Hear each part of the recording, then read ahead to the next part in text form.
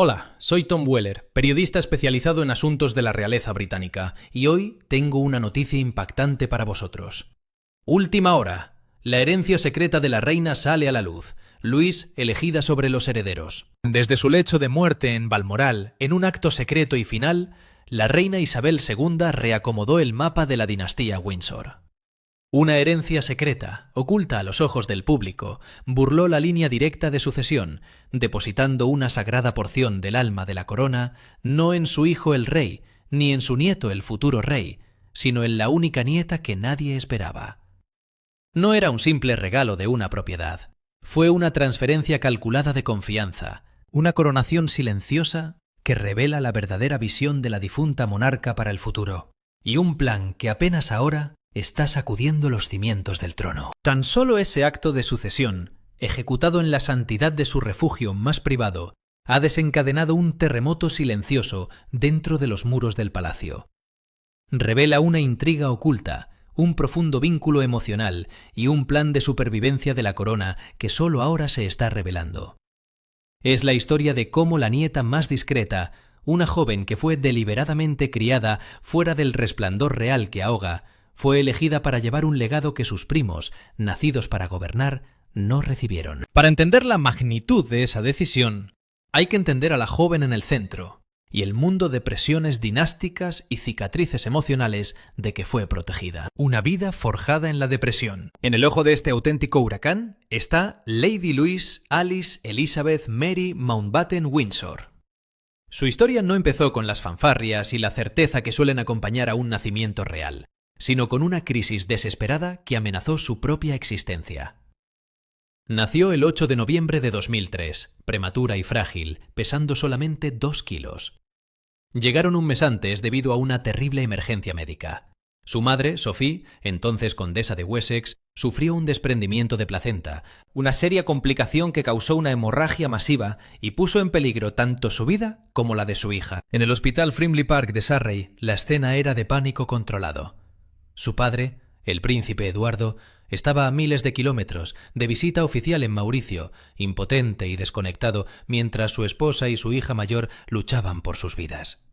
La pequeña Louise fue trasladada de urgencia a Londres, a una unidad neonatal especializada, con su vida colgada a un hilo. Los informes del palacio en aquel tiempo, escritos en el lenguaje sobrio de la realeza, apenas podían disimular la gravedad de la situación. Los médicos dudaban que pasase la noche. Ese comienzo traumático no solo fue un drama familiar, sino que se convirtió en el fundamento de su identidad dentro de la familia. No era un nacimiento real más, era un milagro, una vida que se había disputado desde su primer aliento. La ansiedad de sus abuelos, la reina Isabel II y el príncipe Felipe, al contemplar el drama fue profunda, porque esa vulnerabilidad inicial, esa batalla contra pronósticos abrumadores, forjó un vínculo protector, único y feroz con ellos. A lo que siguió fue una infancia que, por estándares reales, fue un acto de rebeldía silenciosa. En lo que ahora parece una decisión profética, el príncipe Eduardo y Sophie tomaron la decisión consciente de proteger a sus hijos del invernadero dorado y a menudo venenoso de la vida real. Cuando se casaron, anunciaron que sus hijos no utilizarían los títulos de príncipe o princesa a los que tenían derecho por las cartas patentes del rey Jorge V de 1917. En cambio, serían estilizados como hijos de un conde. Así, la niña que por ley era Su Alteza Real, la princesa Louise de Wessex, se dio a conocer al mundo como Lady Louise Windsor. No se trataba solo de semántica, era una declaración de intenciones. Fue un esfuerzo mutuo el levantar una barrera protectora entre sus hijos y la maquinaria institucional que, según habían visto, podía ser tan dañina. La decisión debe verse como una reacción directa a los horrores dinásticos de la década anterior. Eduardo y Sophie sabían de primera mano lo que el escrutinio de los medios podía hacerle a las vidas de la princesa Diana y la duquesa de York, Sara. Los Guerra de los Gales, una saga de infidelidad, traición y dolor público, se había desarrollado en los titulares de todo el mundo, haciendo un daño incalculable a la reputación de la monarquía. Ahora los analistas reales coinciden en que la elección de los Wessex fue un intento deliberado de romper ese ciclo. Querían ofrecerles un regalo que la mayoría de sus familiares nunca había tenido: una apariencia de normalidad. La eficacia de este enfoque quedó brillantemente ilustrada en una ahora famosa entrevista que Sophie concedió a la BBC el 2016. Contó una historia conmovedora con sorprendente franqueza. Durante mucho tiempo, la joven Louise no tenía ni idea de que la buena mujer a la que llamaba abuela era en realidad la reina de Inglaterra. Vino de sus primeros años de escuela confundida, diciéndole a su madre que sus compañeros insistían en que su abuela era la reina. Para Louise, Isabel II no era ni la jefa de la Commonwealth ni un icono global, sino la abuela a la que veía en Windsor. Esta inocencia cultivada, este anclaje en un mundo más allá de los muros del palacio, marcaron su carácter. A diferencia de sus primos, los príncipes Guillermo y Harry, que crecieron bajo la sombra de su destino, perseguidos por cámaras y definidos por su lugar en la línea de sucesión, a Louise se le permitió simplemente ser una niña. Fue alumna de la St. George School y posteriormente de la St. Mary's School en Ascot, donde hizo los niveles A de inglés, historia, política y teatro. En 2022, en una decisión impensable para un miembro de alto rango de la realeza, aceptó un trabajo de verano en un centro de jardinería local y se ganó su propio sueldo. Hasta la fotografiaron trabajando afanosamente en su portátil, sentada en el suelo de un tren de cercanías lleno, porque no había asientos disponibles. Un familiar, en declaraciones a la prensa, la definió certeramente como la más sensata de la familia. Esta naturaleza modesta y sin pretensiones era la que, al final, la haría tan indispensable. Los susurros de Balmoral. La monarquía británica no admite favoritismos, institucionalmente hablando. Se espera que el soberano sea afectuoso por igual con todos los miembros de la familia. Pero en los momentos no guionados de la vida familiar, a puerta cerrada en Balmoral y Windsor, prevalece la naturaleza humana. Durante años, el personal del palacio y los observadores reales sabían que la reina Isabel II tenía una relación profunda y sencilla con su nieta más pequeña. En 2019, no fue en el crisol del deber público ni en la vecindad corporal donde se fraguó este vínculo, sino en un terreno de comprensión mutua y de afecto verdadero. Joe Little, el editor gerente de la revista Majesty, especulaba que el traumatizante nacimiento de Louise fue un factor catalizador, sugiriendo que la inmensa sensación de alivio y gratitud de la reina y del príncipe Felipe por su supervivencia la convirtieron en alguien verdaderamente preciada desde el principio. Sin embargo, fue en el abrupto y brezal paisaje de las tierras altas de Escocia donde esta conexión realmente floreció. En Balmoral, la reina podía despojarse del manto de la monarquía y ser simplemente ella misma. Era el único lugar de la tierra donde esto era posible. Era su templo. Y durante las largas vacaciones de verano, la afinidad que sentía por Louise era innegable. Mientras otros nietos llegaban con sus séquitos y sus listas de tareas ya programadas, Louise y su hermano, James, vizconde de Severn, llegaban con la intención de disfrutar de la finca tal como era. Una enorme casa de campo. Fuentes internas relatan que Louise solía aparecer con un bloc de dibujo y botas de montaña, lista para explorar los paisajes que su abuela tanto amaba. Se notaba muy bien su madurez y amabilidad en el trato con sus primos menores. El personal del palacio recuerda historias de cómo Louise pasaba horas con una joven princesa Carlota, enseñándole pacientemente a dibujar los ciervos y conejos que poblaban la finca. Para una reina que había pasado toda la vida rodeada de gente que quería algo de ella, un título, un favor, una fotografía, la compañía limpia de pretensiones de Louise era un bálsamo. La nieta solo quería su tiempo. En los últimos veranos de la reina en Balmoral, sobre todo entre 2019 y 2021, se dice que pasaron incontables horas juntas, revisando cajas de documentos privados de la familia y archivos históricos, un acto de inmensa confianza. Fueron momentos de tranquila camaradería que los miembros más ocupados y públicamente consumidos de la familia no compartían. Se dice que en la quietud de estas tardes en las tierras altas, rodeada por los fantasmas de la reina Victoria y la historia que tanto apreciaba, fue donde Isabel II tomó la trascendental decisión sobre lo que Louise, y solo Louise, heredaría. Sería un regalo que no solo se libraría de sus propios hijos, sino también de sus nietos mayores. Sería un legado directo de confianza, de una reina, a su más humilde continuadora. La herencia de un duque en manos fideles. Sin embargo, antes de la cuestión de la propiedad, Luis recibió una herencia de una resonancia personal mucho más profunda. Un regalo que estableció su posición única fuera de la jerarquía de la familia. El príncipe Felipe, duque de Edimburgo, que murió en abril de 2021 a los 99 años, era un hombre de fuerte independencia, curiosidad intelectual y amor por la naturaleza.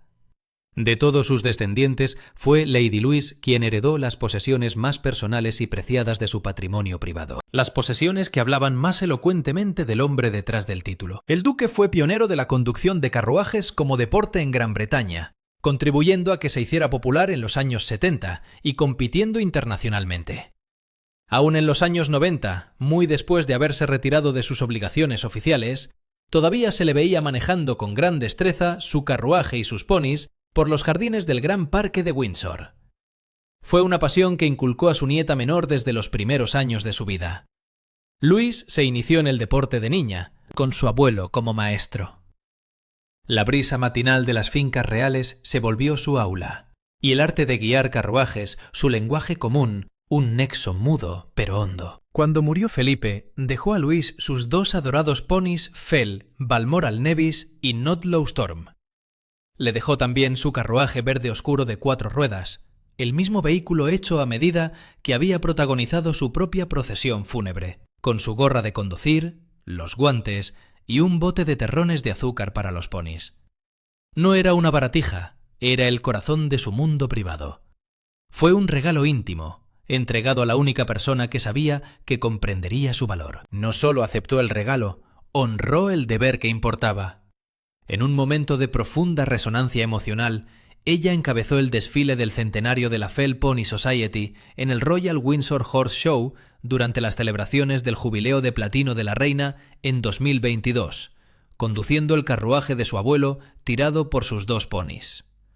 Las cámaras se centraron en la reina, visiblemente conmovida y con lágrimas en los ojos, mientras manejaba hábilmente el carruaje por la arena. En uno de sus últimos grandes deberes públicos, el mundo vio un momento de conexión familiar sin filtros y muy crudo. Al ver a Louise, la reina debió ver el eco del espíritu indomable de su marido, un legado vivo que seguía adelante. Las acciones de Louise muestran la profundidad de su carácter. Insiste en correr con su apellido familiar, Mountbatten Windsor, y no con su título real, para que se le juzgue como a cualquier otra corredora. Su entrenadora, Sarah Howe, alaba su dedicación y su humildad. Louise no solo heredó objetos, heredó la historia que estos representaban. Su conocimiento profundo de su procedencia, su amor sincero por los recuerdos de su abuelo y su fuerte sentido de sí misma la mostraron como una depositaria digna. Esa reputación de responsabilidad e inteligencia emocional sería un factor decisivo cuando se planteara la cuestión mucho más compleja de la herencia de una propiedad. The Mountbatten Covenant, a matter of blood, God and property. Para comprender la compleja red de relaciones que rodea esta herencia, necesitamos recurrir a una figura clave que opera justo fuera del círculo más íntimo de la realeza: Lord Ivar Mountbatten.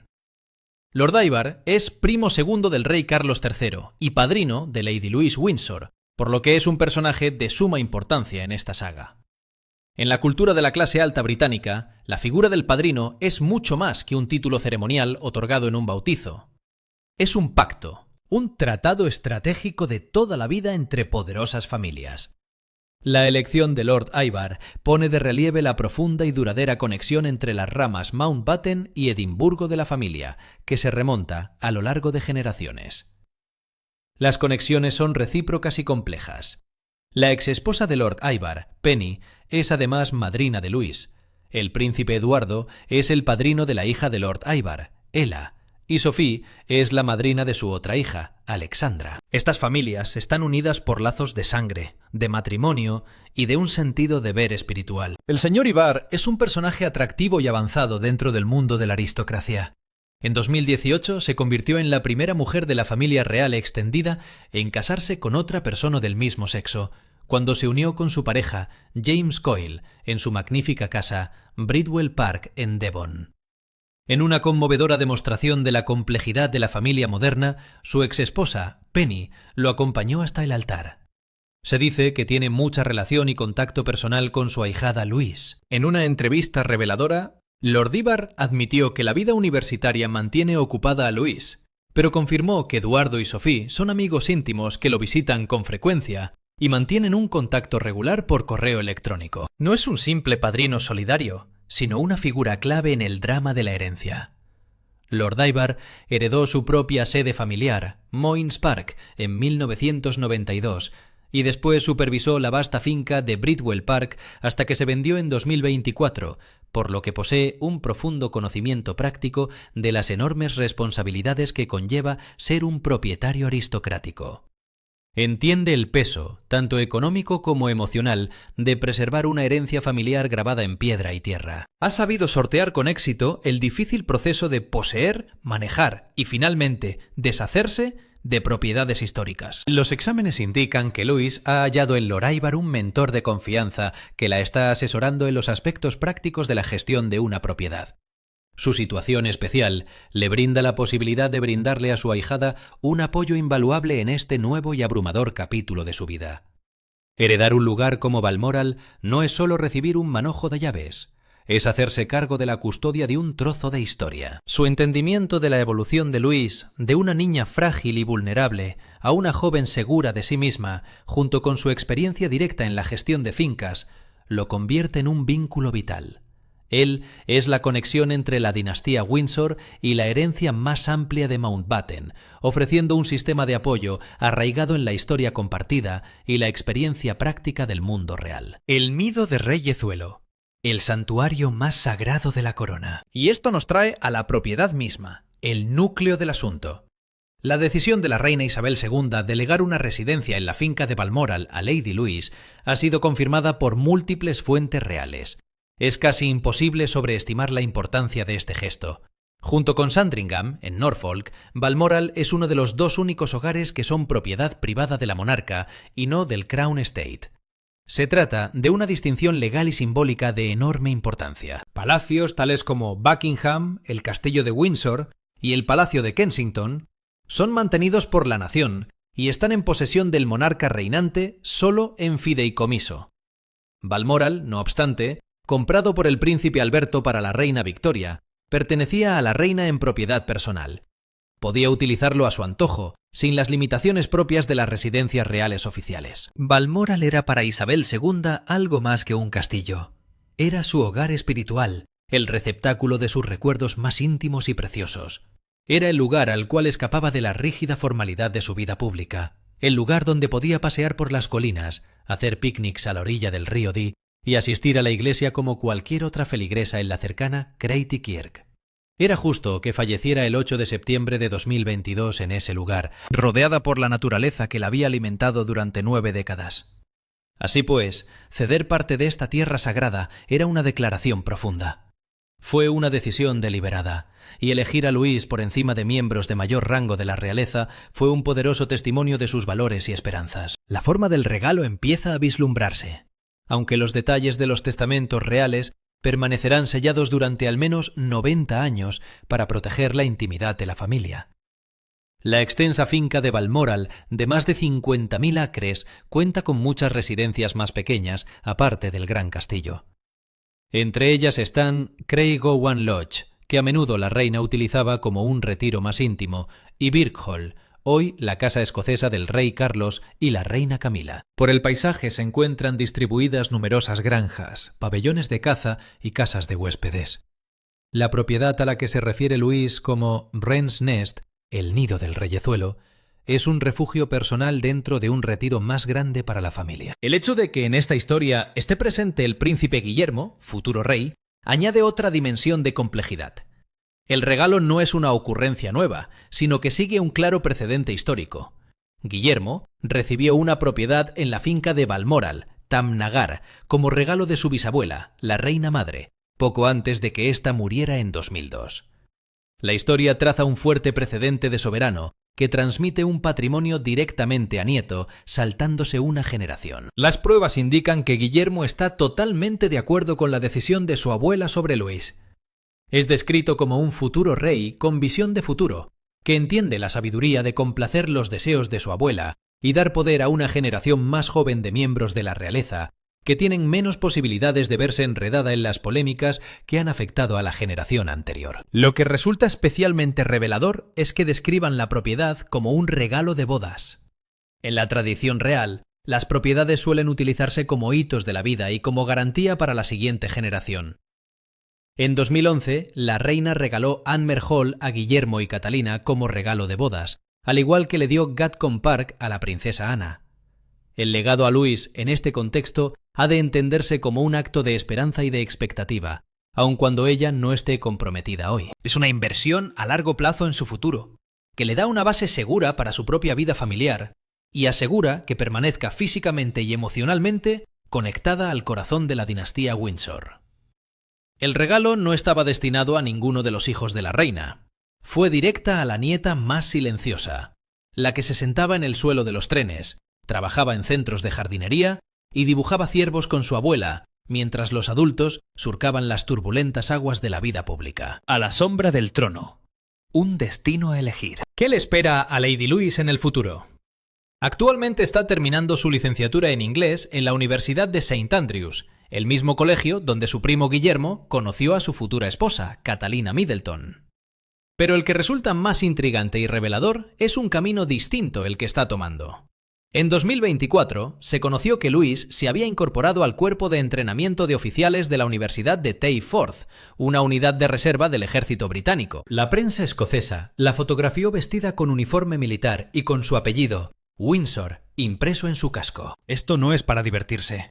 Como apunta el comentarista real Richard Fitzwilliams, la decisión muestra una personalidad y unos intereses sorprendentemente parecidos a los de sus dos abuelos. Es una clara demostración de compromiso con el deber, la disciplina y el servicio. Para la monarquía presente, este movimiento tiene una importancia incalculable.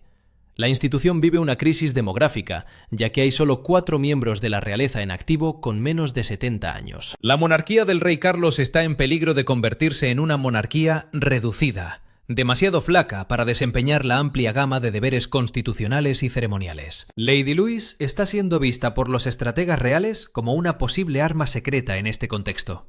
Su herencia de una propiedad en Balmoral le da una posición única. Dispone de un cuarto privado en el hogar espiritual de la familia, la herencia palpable de la tutela del príncipe Felipe, un padrino influyente de Mountbatten y del apoyo del futuro rey.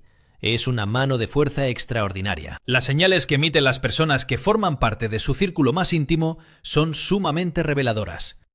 Su madre, Sophie, la respetada duquesa de Edimburgo, ha expresado su firme convicción de que es fundamental permitir que su amada hija, con su singular personalidad y valiosas cualidades, forje su propio destino y elija libremente el rumbo que desea seguir en la vida.